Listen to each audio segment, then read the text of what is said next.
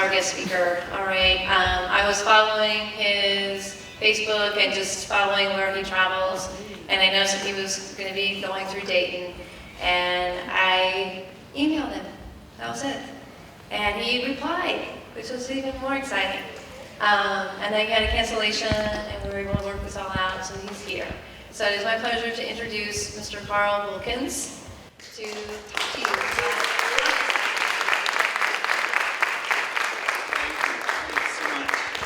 This was made by Mammoth Film Company, and I contacted them and asked them, I said, I love this clip, can I use it? And they're like, oh yeah, absolutely. They were hired by the government to do a tourism film. This isn't their tourism film. It's just they were so blown away by the gorgeous country, they're like, we got to share this with our friends. So they put their favorite clips up on Vimeo. So all you have to do is type in on your search bar, whatever you got, Rwanda Vimeo, and you'll get this 8-minute clip.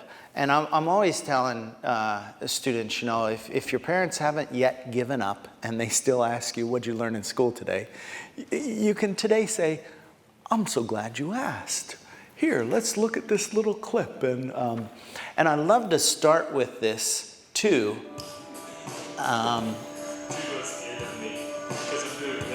Yeah, they've got that elevated walkway in the forest. Rwanda is doing everything it can to capitalize on what it has. And so it's this was the Rwanda that people knew before 1994. They knew about the guerrillas. And of course, tragically now, if anybody knows anything about, most people who know anything about Rwanda, it's genocide. And that's a tough reputation to change, which is why I love starting with this little clip, because I want people to see what a gorgeous country it is. And also it's healing and the recovery. I've got a little baby gorilla story I am dying to tell you, but that'll have to wait. If you look back towards the beginning of this, and you see, yeah, the pineapples are unbelievable. This land of 1,000 hills. In fact, I'm going to show you some giraffe pictures. Volcanoes. It's like, for such a tiny little country, it's hard to believe it has so much diversity. And the most densely, there's our man again, the most densely populated country in Africa. And so I hope you will check out this little clip. But I just wanted to start with that picture. I mean, that little clip, so that you could have a glimpse at Rwanda.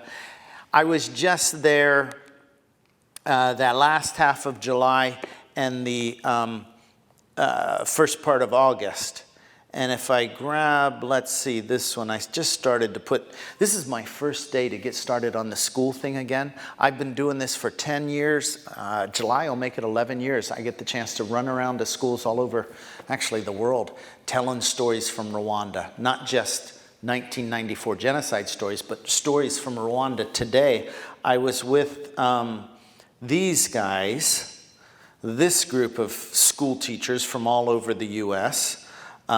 First off, and you check out the skyline, you know, none of those skyscrapers were there 24 years ago at the time of the genocide. The country is just growing. I love that picture. And I was there with these guys, my second group this summer. What these students all have in common, besides cooperative giraffes in the background, is for one semester of their junior year of high school, they went to Washington, D.C., the School of Ethics and Global Leadership. Did the regular junior, I don't know, science, history, English, whatever you do your junior year, but everything had the focus of ethics and global leadership, including a class called Ethics and Global Leadership. And that was case studies, and the one case study they did, one of the case studies was Rwanda, which is why I'm involved with this school. So today, as we're looking at Rwanda, a bit of Rwanda today and back Rwanda 1994, I wanted you to have the advantage of kind of seeing it through the lens of these young people and the places that we went to. No, I'll talk about the brain later. I got to talk about that. That's one of my favorite things. As we were coming in, I was mentioning this dance school.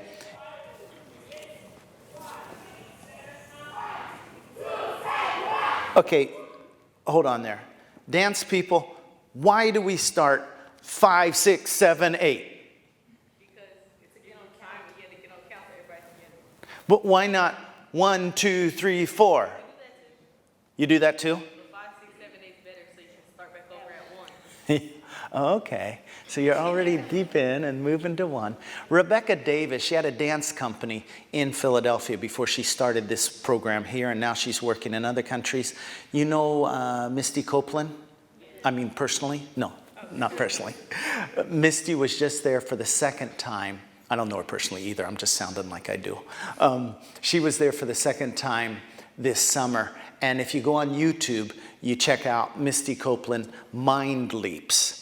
And just top, world-class top people like Misty are coming over there because of Rebecca's program, and they're training trainers. And it's just a super, super inspiring program, and I could...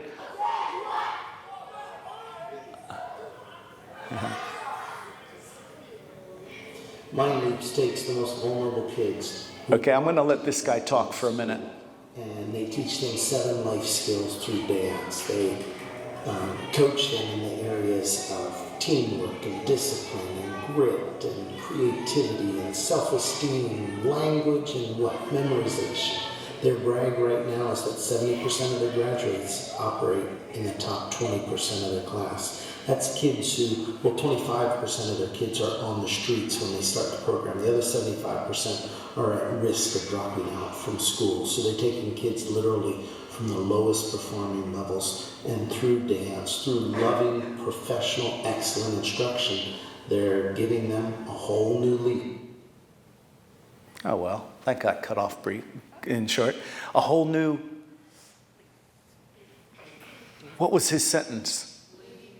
Turning over a new leaf in life, huh? That must have been what he was trying to say. But again, this was the first place we visited when we were there in Rwanda, trying to just kind of shove over a little bit the picture of genocide and say there's more to this country than genocide. But the healing is just astounding in so many ways. So I don't want to, okay, I've got maybe just 3 more pictures real quick that I'd like to share with you. And then I'd really like you to take over the time in terms of questions and what you would like to talk about. Those of you who did see in the film, how many of you saw the 40-minute film kind of looking at the genocide through our family's lens? That's about half of you? Are you trying to remember? It had drawings in it besides the family pictures and stuff like that. If you, let me just review real quick and then we'll come back to this picture here. Yeah, you might remember that picture in the film. My friend Gasikwa coming to kill the people in his house, and they leave with a chicken. I mean, it just still boggles my mind. Well, let's pause for a minute. Why do you think that worked? Anybody want to volunteer an idea? People who came, they were his neighbors. He's got 40 people, for those of you who didn't see the film. He's got 40 people in his home. There's basically 3 groups of people in the country, 2 large groups. I was just at a school earlier today, and we just made a few notes here on the board. You had people who were called Hutu, maybe 85% of the people, 12% called Tutsi. Another smaller group, the Twa, were often pushed aside. And the Hutu and Tutsi, that's what I've got here, married, love. This is not one group who hates another group and eventually they start killing each other. When you speak the same language, when you eat food together, when you have, you're just living together, people would much rather have a friend than a fight, I believe. And so in Rwanda, this is not a story of one group who hated. They loved each other more than they hated each other. So the political poison that is going to be injected into their society, the fear, the discrimination, those are going to be the tools that they will use to break apart. Rwanda, the genocide is might sound a little strange to you, but it's almost like a domestic violence story, a broken family story, because they really were living together largely in peace. Not perfect, no place, no home's perfect, no family's perfect. But in any case, coming back now from those characters that we were just talking about, to our pictures back over here. Okay, that didn't work that fast. Like, it didn't work at all. Let's do it this way then. There we go. So my friend Gasikwa, he's got a Hutu ID card, but his wife has a Tutsi ID card. His neighbor, the government guy in charge of his neighborhood, same situation. Has a Hutu ID card, his wife has a Tutsi ID card. And the neighbor, the government guy, comes to Gasikwa and says, Gasikwa, could you protect my wife and children? I don't think I can. The government guy, I don't think I can. How is Gasikwa going to do this, huh? And they come to kill these people in his home. Bernard, he knows the guys. They're his neighbors. I don't know if the guy's name is Bernard. But he says, here, your kids must be hungry. Your girls must be hungry. Here, take these chickens. And the two men leave without killing anyone. Talk about a peacemaker. Talk about courage. Yeah. And so in this story, for those of you who didn't see the film, there's my friend, an actual photo of my friend Gasigwa. And we can talk a lot more about him later if you like. But Teresa and I, we get married right out of college. We moved to Zimbabwe. I'm a high school shop teacher, auto mechanics, welding. Whoops, went down a picture. Our girls are born there, and family just grows. Our boy, I come back, get an MBA. So I got the shop teacher MBA combination. We go to Rwanda to build schools and operate clinics. The family all grown up today. Our home there was really to build schools and operate clinics. Our home was super comfortable. Yeah, we're there with the Seventh-day Adventist Church, and it's very rewarding, the work with the schools. And then we had war. This is a nutrition center. It's the kids who suffer the most. And I'll skip on past here. I mean, aside from our kids playing, some of you will remember in the film how the second night of the genocide, a gang stood in front of our gate, and neighbor ladies courageously stood there and told them, you can't go in there. Their kids play with our kids. And so the relationships, this whole story is really a story of choices and relationships. Choices, hard choices. Just the other day, I was talking with somebody about a lady who I was changing her dressings. I was doing first aid in my neighborhood, had no idea that she was the one who was preparing the death list in our neighborhood. I had no idea. She was deep into the killing squads and stuff when I was changing her bandages. And the thing, that wasn't just a shock to know that, to find that out later, but I thought, was that a hard choice for her to make? To be part of the group that was exterminating the other people? We often think of hard choices like those neighbor ladies who stood in front of my house, or even the hard choice that my wife and I had to make. You know, we think about those, the hard choices that Kasiko. But what about the people who were doing were there hard choices there? What is there to learn from their stories? I think there's something, you know, to learn from everybody's stories. So with this, well, there's our neighbor ladies who stood in front of the gate. I think that's enough kind of background and warm up. Okay, let me just put this on the screen. I did this probably 12 years ago, paintbrush. It's my basic kind of fundamental. This is where genocide comes from. I felt, what was it? About this time, 2016, hey? Just before the elections, when President Trump was elected in November 2000. I was starting my tour of schools there, September 2016, and I put this up on the screen. And I just felt sick because that message was flying all over our country, and it's continued to fly all around our country. You're not welcome here, huh? Talking with a group of students in Fargo, North Dakota, about a year ago now, October last year. They were kids who were learning English as not second, probably fourth or fifth language, okay? English, they were doing that special English class. From Iraq, from Somalia, from all over the world. They brought their teacher. Their teacher was a newlywed, and she didn't cook much, and they all felt sorry for her husband. So these students were always bringing her all kinds of food to take home to her husband, which he was one lucky guy. But this one young lady, you know, with the scarf on her head, she said to me, "What are we supposed to do when we get that message?" And I don't know what you would tell her. You know, my world would be better without you in it. Actually, a couple days later, I was at a middle school in Green Bay, Wisconsin. And I asked those kids at the middle school, what would you tell a young lady if she got the message, "You're not welcome here"? And one of the 7th grade girls says, "I would tell her to keep her head high and keep going." That message is not in my heart. And I would argue that that message is not in the heart of the majority of Americans. The media would often give us the impression that that's what most people think.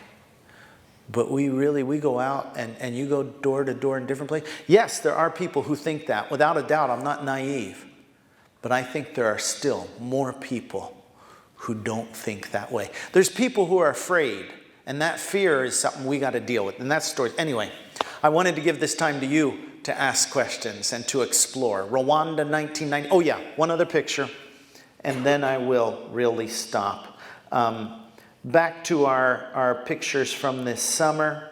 The high school kids, they visited memorial sites.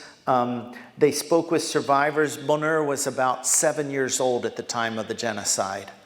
And I love it. Bonheur says, he says, "My favorite book is Mariana." And I don't know if any of you have heard of that book. I hadn't. It's actually not a book. It's a lady who saved his life during the genocide. It was a mom, the next door mom, who had 8 kids of her own. And he calls her his favorite book. He says, "I read her every single day." And the students were asking him, "What advice would you have for us? You've been through all of this, and not just the horror of the genocide." I mean, he was on Mariana's back through these murderous roadblocks. Again and again, she saved his life. And then that's one thing, survive the genocide. The next thing, how do you live in a country so messed up by the violence? And all you guys, if you were Rwandan, you'd either be related to somebody who did killing or somebody who was killed. Almost all of you would be related to, pretty close to one of those two categories. In fact, some of you, if you're a Rwandan, you might have chosen to tell your friends that your dad is dead instead of telling them that he's in prison for genocide. A lot easier to just say, "My dad died," than to say he's in prison for genocide. So if you stop and try to imagine what it's like in Rwanda, it could be just a horrible seething pot of violence and revenge. And it could be like Burundi, its neighbor. It could be like Somalia. It could be like Sudan. It could be like so many other places, Syria, but it's not. And I'd love to talk with you about some of the reasons why I think it's not. And one of the things is the wisdom and courage of survivors like Bonheur. The kid said, "What advice would you have for us?" He says, "Take care of your heart." Now that sounds really nice, but how? And I was sitting up there with Bonheur, and so I said, "Okay, I don't think I'm laughing about that." Somebody else took a picture. There was something else Bonheur was saying. I said, "Okay, Bonheur, I'm going to ask you." That's like French for good times. Okay, that's his name. He's a wonderful guy. I said, "I'm going to ask you in a minute how you take care of your heart. But I'm going to ask the students first." And I said, and I'll give you students a minute too, because I don't want to just put you on the spot. I'll just tell you one of the ways I take care of my heart. When I was waiting for you guys, talking to the students, when I was at the airport waiting for you to arrive, there was a little kid there who was shooting one of these little helicopters that has little flicky lights on it up in the sky. Have you seen those little toys? And the kid comes walking over to me, and he offers me the helicopter. And I'm like, "Yeah, I like playing with stuff." And I said, playing is one of the ways I care for my heart. So I'm going to ask you, talk to the person next to you, groups of 2 or 3. How do you take care of your heart? Today is my first day of the year 2000. 18-19 school year. Today's my first day to visit schools, and you're my third school today. And so you're my third group. I haven't asked that question. That's just a new question for me that I got from this summer, and I think it's interesting so far. I'm not trying to say I got big expectations, but I'm here at the School of Arts. So I'm thinking, I'm interested to learn, how do you care for your heart? And then I'll tell you what some of the other kids said today. That was like raising your hand. No, I know you were kind of your hair, but sorry, not ready? Who's ready to help us with something? Oh, yeah, thank you. I take care of my heart by protecting it and not being vulnerable to like what other people say and like listening to other people's opinions and stuff. So guarding your heart against what different people say and not being vulnerable. Essential, huh? For it not to be stomped and abused and who knows what kind of things. And yet something else is flicking in my head about the power of vulnerability. So it looks like the beginning of a really neat conversation. Thank you. Who else would, please? I write. Writing. Yeah. I hated writing when I was in school. I'm like, how many pages? And I never thought I would write a book, huh? I hated writing, and during the genocide, some of you who saw the film, you saw that I recorded tapes to my wife and kids during the genocide. So those stories are what I took to finally write this, and now I am so in love with writing. Not so much because of the book, although that was part of it, but journaling. In 1998, I started journaling, trying to do something with all of the confusion and the anger and the pain that was inside of me. I so appreciate writing for Karen, for my heart. These days, I compare it to cleaning the windshield. You know, does that make sense? Because you hate to drive with a dirty windshield, and I feel like a lot of times if I'm not writing, I'm driving with and then I clean that windshield. I got clarity, got focus. Thank you. Somebody else had their hand up over. Yeah. For me, whenever I meet somebody new, I try to find some kind of a positive Yeah. aspect of their life. And so every person that I meet, no matter their history, their past, I try to implement like a positive relationship with them and try to maintain that throughout my life. Thank you. When we start, I go to Rwanda pretty much every summer. And a couple of years ago, I started saying to the group, we're going to see terrible stuff while we're here. We're going to go to the museums. We're going to hear horrible stories. We got to be really intentional about looking for the good, because the bad will find you. But the good, in fact, the brain people, the neuroscience people, they say that good stuff slides off like Teflon and bad stuff sticks like Velcro. And they say there's a reason for that. It's like they go back in time and they're like, you know, if you're going through the forest and there's a lion here, that's bad. You don't want to forget it. Don't go there. There's some blueberries over here. Now, where were those blueberries? Well, you probably won't die if you don't find the blueberries. You might die if you don't. So they say there's reason for that. But I say these days, I got to be really intentional about looking for the good. So every new person, another wonderful conversation to start. Thank you. Looking for the good. Okay, one more thing before, because I want like a couple. Yeah. Another Karen from my heart, please. Just by like making sure that I'm okay before like I like take care of others. Not like in a selfish way. No. Just like in a more like. You check out on YouTube. There's a lady, Kristen Neff, and she talks about self-compassion.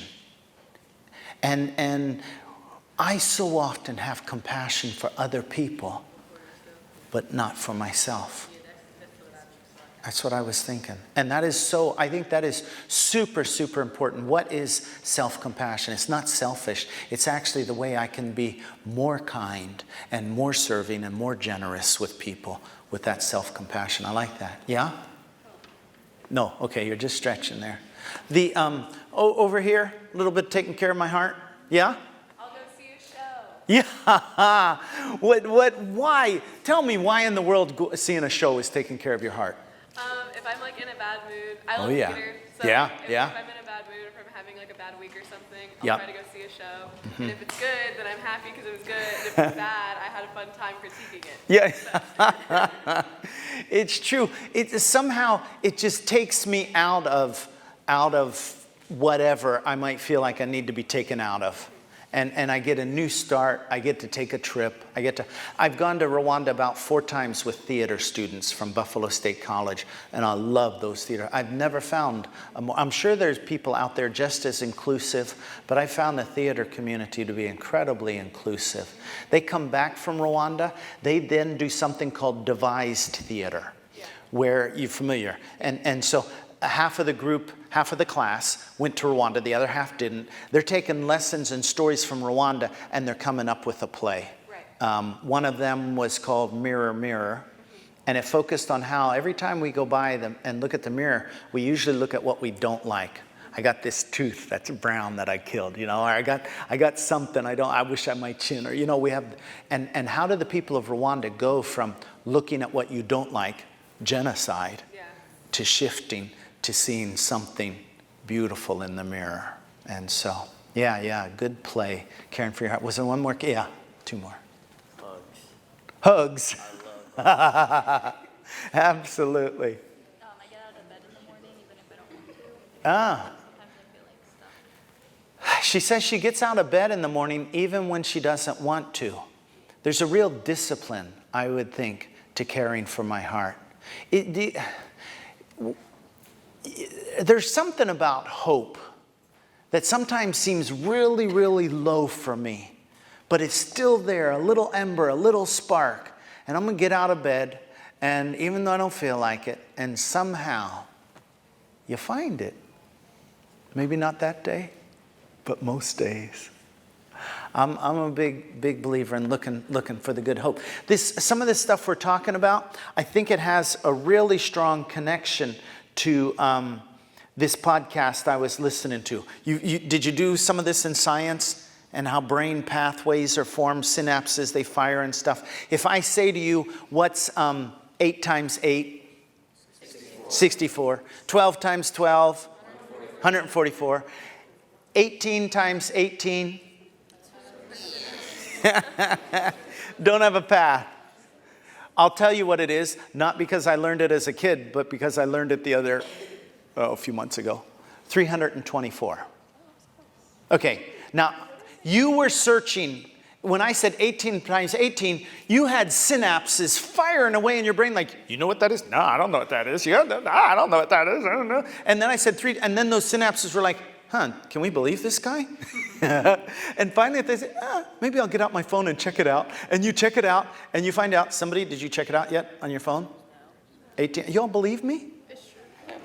Why not? But this is the deal. This guy says you can fire to rewire your brain. Every time we think a thought, whether it's an old thought or a new thought, we're firing these synapses. And there's millions, billions, actually. Yeah, there's billions, they say. And around those synapses, there's a coating called the myelin sheath. So I don't know if any of you, actually my niece, she was saying her piano teacher used to talk about this. It's not exactly muscle memory, but it is when you have these pathways, the more you fire the pathways, the quicker they go, the quicker they fire. And it just comes like that. And so this guy is saying, see if you follow me here, your mind can change your brain, which can change your mind. Okay? Here's my example. 4 or 5 years ago, I said, I want to be a more grateful person. What's easy to be thankful for? Food. My wife, thank you. Grocery store, thank you. Taco Bell, thank you.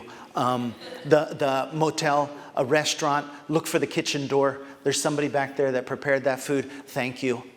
This one lady at a hotel, when I think she was like, are we out of something? And I'm like, no, I just thank you. Oh, are you coming back tonight? She says. And I go, no, I'm just here for one. Well, you have a good day. Those synapses were firing. That day, next day, I drive across the bridge into New York City, $15 toll. I'm halfway across the bridge, $15 toll. And something clicks in my head. Did you thank the toll taker? I'm like, no, I feel like I was just robbed. you know? And that's ridiculous. The toll taker didn't set the amount for one thing. You think people complain to the toll taker? Do you get where I'm going? I made a choice to be more grateful. Thank you, thank you, thank you, food. That network of thank you, food made it much more likely for me to say thank you, toll taker. Thank you, TSA. Thank you, whoever. You're doing that. Your mind can change your brain, which can change your mind. This isn't just a fun little idea. This is how I believe people in Rwanda are rebuilding their country. Check out this picture. We're with the students. They've heard the survivors. They've been to the churches where people have been murdered. Damas now, the guy who was the director of the largest orphanage, he talks about not only 94, but he was a judge in Gacaca, which if you want to, we can talk about the Gacaca process too. Damas is explaining to all the students about that restorative justice and Gacaca. But after that, we go here. Here's the kids, and these are 30 men who have confessed to killing their neighbors. These are 30 men who would be like the drawing of Gasikwa with the chickens, only they didn't stop with the chickens. Well, one of the guys says, I didn't want to go and kill my neighbors. They said they would kill my family if I didn't go with them. And so I went with them, but then we got to the man's house, and he was my neighbor, and I argued with them and said, look, let's just rob all his stuff. Let's not hurt him. And he convinced them not to. And they robbed all his stuff. And him and the guy are best friends today. Well, that must not be the only thing he did, because he's here in this. This is sort of a prison camp, except the guards don't have guns and there's no fence or wall. So I don't know how we can call it a prison camp.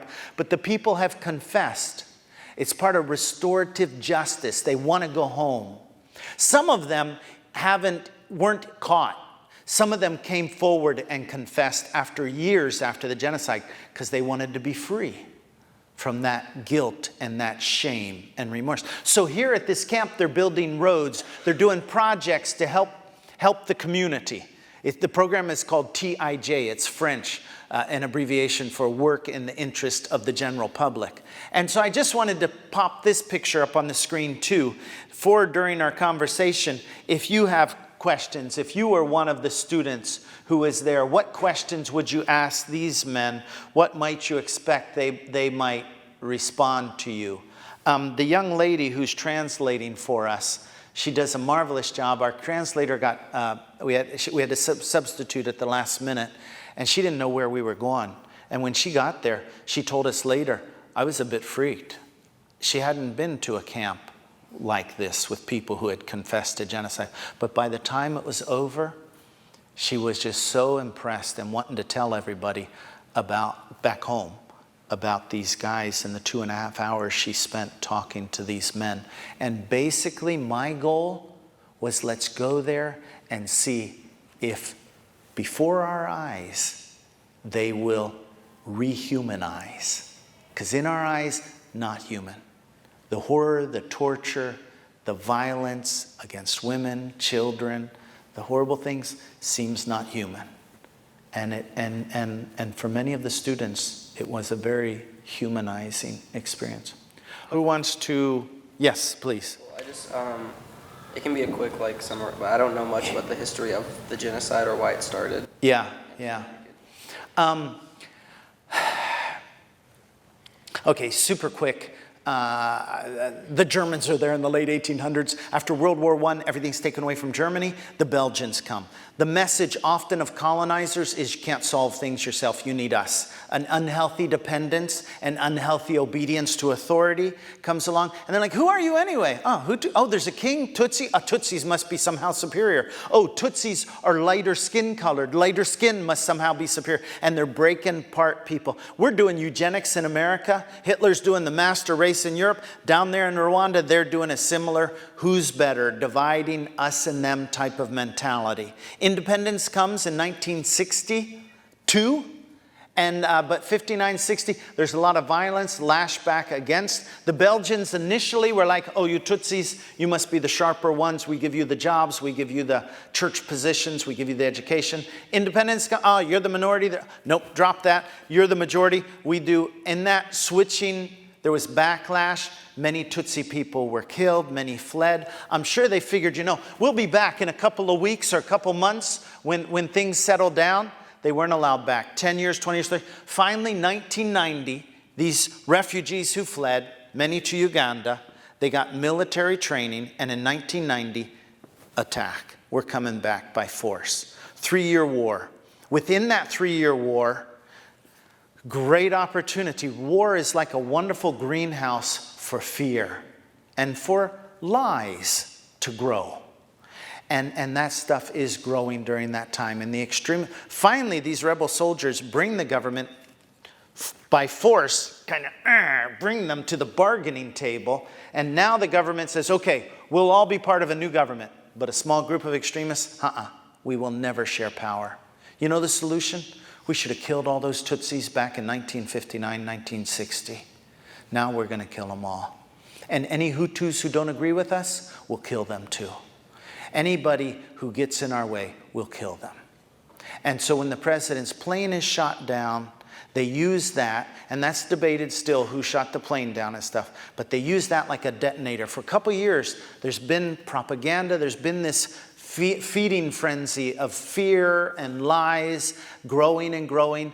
We got like dynamite all over the country, but we need a detonator. The president's plane is shot down. The Tutsis did it. We told you, now it's time. Put it into practice. We're going to get rid of them all. And so that's kind of the quick and dirty version of the background for the genocide. Politically driven, largely out of fear, obedience to authority, greed, and there is some hatred. It's not been a perfect country. There's been some discrimination, and where there's been discrimination, there's hatred. Yeah. Please. What was it like to be in Rwanda when Paul Kagame and the RPF came in and sort of ended the genocide? He asked what it was, she asked what it was just like in Rwanda. They've got a new museum. Sorry about that. They've got a new museum in Rwanda, and I'm kind of standing silly in front of this picture. But there's a big life-size picture there. And I said to a friend, take a picture standing in front of this picture. This is the day that the RPF came into Kigali. And Paul Kagame, although you won't be able to pick out in detail, you'll just have to take my word for it. There's a red beret on this side, and there's a green beret, a guy with glasses behind the guy with the red beret, and that's Paul Kagame. And for me, if I understood your question right, the day that they took over the city,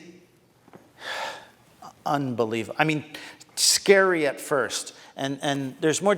I usually travel around with a box of these, and I finished off the last printing. And so they're printing as we speak. So in a couple of weeks, so if you're interested in a book, I usually travel and make them available for donation, any size donation, and you're welcome to a copy. Plus they're on Kindle. You could grab it there too. But so there's a lot more details than what we have time. But let me just say that the enormous relief that night when there was no gunfire and the killing had stopped, it was almost hard to sleep. Well, I guess I said that in the film. But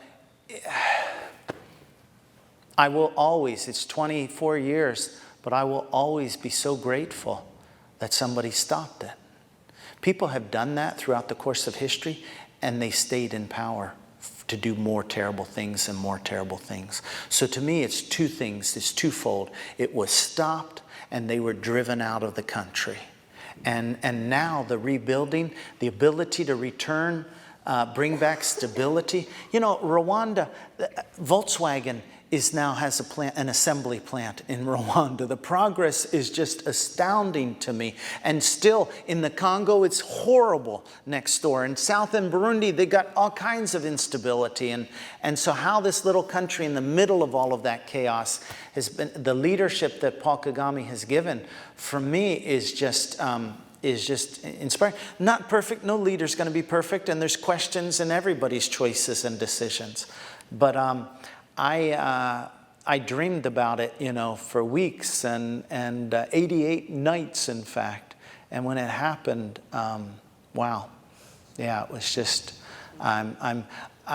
it's not like I'm ready to say somebody should get carte blanche. They should be free to do whatever they want because they ended the genocide. But I am really grateful for that. And then I'm grateful for the security. I'm grateful for the emphasis on empowering women in Rwanda.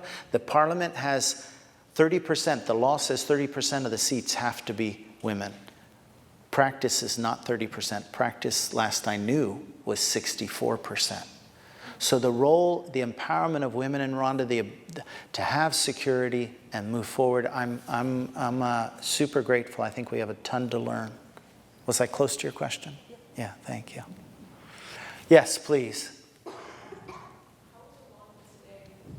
How is Rwanda today? It's a great question, and I'm going to say it's a spectrum, huh?